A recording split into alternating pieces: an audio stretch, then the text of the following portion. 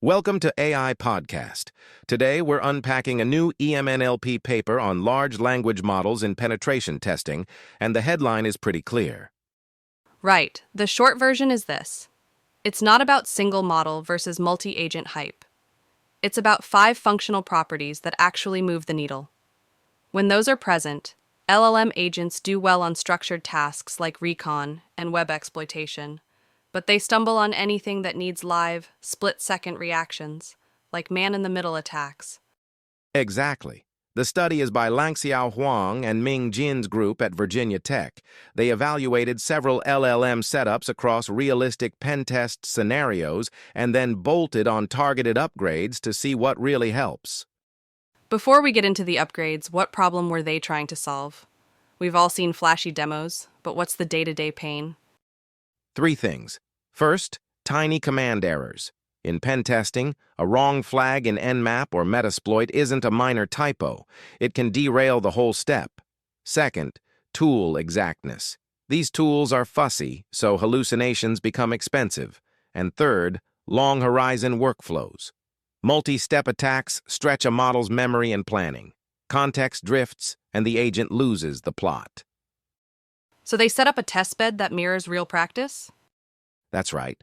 Think hack, the box-style machines, and classic vulnerable images. They covered the full arc: reconnaissance, credential and vulnerability exploitation, post-exploitation, web injections, Active Directory tactics, and then the tricky one, real-time man-in-the-middle. They tested general models like GPT-4, Claude, and Gemini, plus modular agents such as Pentest GPT, Auto Attacker, and Penheal. And how did they judge performance? Because did you pwn the box isn't always the best metric. They looked at subtask completion, not just all or nothing. They also tracked false attempts and a practical ease of use readout: how many times the user had to interact, how often a human had to intervene, and what knowledge level the model seemed to display. Okay, now results. Where did the models shine? On structured, mostly static phases.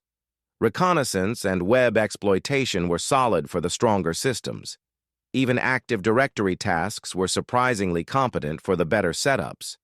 But as task complexity climbed, think privilege escalation and multi-phase post-exploitation, performance dropped, especially for agents without good planning or memory scaffolding.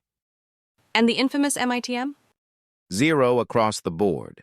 Every system failed live man-in-the-middle scenarios. They could craft commands, sure, but they couldn't react in real time to changing network conditions. That's a fundamental responsiveness gap.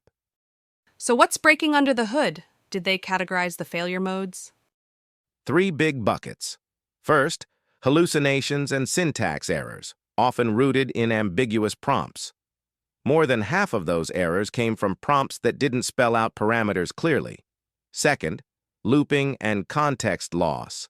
Agents repeating steps or forgetting earlier outcomes because there were no explicit stop conditions or shared memory. And third, tool and task coverage gaps. Context window limits overshadowed crucial details, or the agent tried tools that didn't fit the situation. Which brings us to the 5 properties. Can we translate those into plain language? Let's do it. Property 1 is global context memory. Picture a sticky note that never falls off. The agent remembers what happened 5 steps ago and doesn't redo work or re-ask for credentials it already has. Property 2 is inter-agent messaging. If you split tasks across planner, executor, and evaluator, they need to talk. It's like a pit crew passing the right wrench at the right time instead of shouting across the garage. 3 is context-conditioned invocation. That's the model using tools only when the situation warrants it. No shotgun blasts of commands. Think of it as turning on the headlights only when it's dark, not all the time. 4 is adaptive planning, plans that can bend without breaking. If step 3 fails, the agent reroutes rather than looping, like a GPS that notices a road closure and offers a detour. And 5 is real-time monitoring. This is the live pulse check, watching the environment and reacting to events within seconds. Without it, MITM is basically impossible. I'm curious about the architectural finding. Did single-agent models beat multi-agent systems? Not inherently. The paper's big point is that architecture labels matter less than whether those 5 properties are actually embodied. Some single models preserved context better out of the box, while modular systems needed explicit memory and communication layers. When the team added the targeted upgrades, the modular agents got substantial boosts. How substantial are we talking directionally? Directionally, double-digit gains in subtask completion for several agents when they added memory, messaging, tool gating, and adaptive planning. And once they wired in real-time monitoring, the universal MITM failure mode was addressed, and overall completion nudged up as well. That's interesting because it turns agents versus monolith into, do you have the right plumbing? Did the ease-of-use metrics line up with that? They did. Systems with better property coverage needed fewer human interventions and felt more autonomous. Some setups stalled or needed frequent guidance, which matched weaker planning or tool control. Let's put on our skeptic hats. What should listeners watch out for here? First, the testbed is careful but still lab-like, CTF machines and well-known vulnerable images. Real enterprise networks are noisier and messier. Second, closed model drift is a thing. API behavior changes over time, which complicates replication.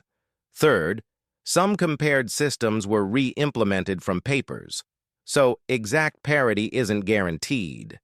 And finally, the base experiments had limited runtime instrumentation before they added monitoring. That's partly why MITM failed initially. That's fair. Still, the intervention story feels actionable, in a safe way. If you're building an LLM agent for security, you can ask, do I actually have memory, communication, tool gating, replanning, and live monitoring, or just a clever prompt chain? Exactly. And the authors end with a pragmatic direction. Bake these properties in natively, persistent memory beyond the context window, reliable intermodule state flow, runtime hooks for telemetry, and time-aware behaviors that react quickly to events. Plus one more practical angle, cost and oversight. If a system needs constant babysitting, the human time and API spend can crush any speed gains. Totally. And we should add a reminder. Everything we're discussing is research under lawful, controlled conditions. Pen testing should always be authorized and scoped. Use these insights to improve defenses and responsible testing, not to cause harm. So, quick takeaway for the road? Success in LLM-driven pen testing depends less on whether you use one model or many, and more on whether your system consistently exhibits 5 behaviors: remembering context, coordinating parts, invoking the right tools at the right time, replanning when things go sideways, and responding to live signals. Get those right, and you turn flashy demos into dependable performance. Nicely put. That's it for today's AI podcast. If you enjoyed the deep dive, share it with a colleague who's building agents. And if you're that colleague, maybe check your plumbing. Thanks for listening. Stay safe, stay curious, and we'll see you next time.